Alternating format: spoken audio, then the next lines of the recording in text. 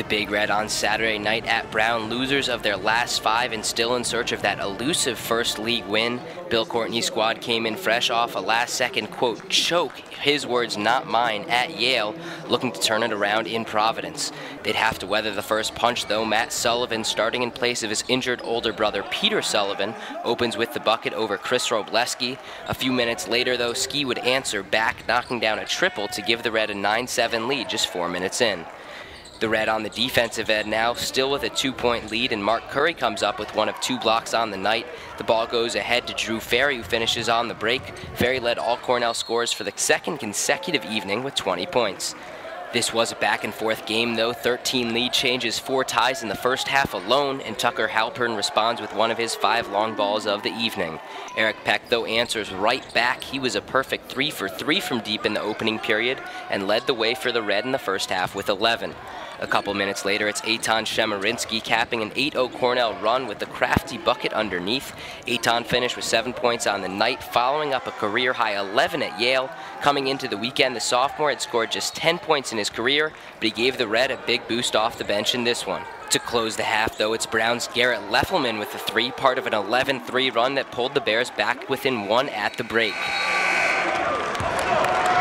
Second period now, Red trailing by 3, but Drew Ferry knots the score at 49 apiece with a triple, 1 of 3 for the junior on the night.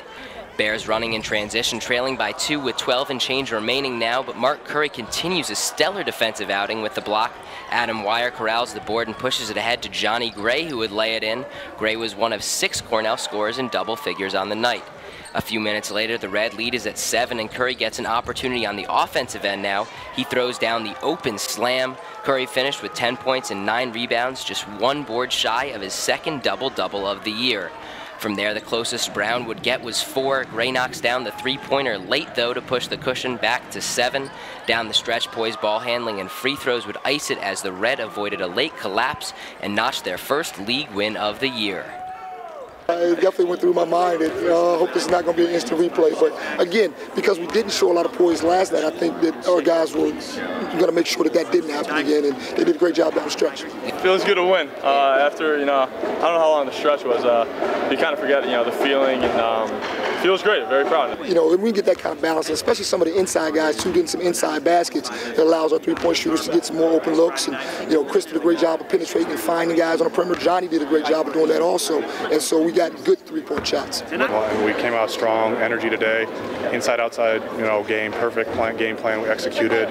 Couldn't have done anything more really. I try to kind of mentally say to myself, let's have some fun with this. Sometimes you lose sight of the fact that this is a game and it's supposed to be fun. That's what I told our guys before the game, to go out and have fun. Have fun being teammates and have fun playing basketball. The last time the Red were on this court, they won an Ivy League championship. Tonight, not quite exuberant, a little bit more relief on the face of the Red, but nonetheless, they come away with a huge victory over the Brown Bears. From the Pizzatola Center, I'm Sam Alenikoff, Slope TV.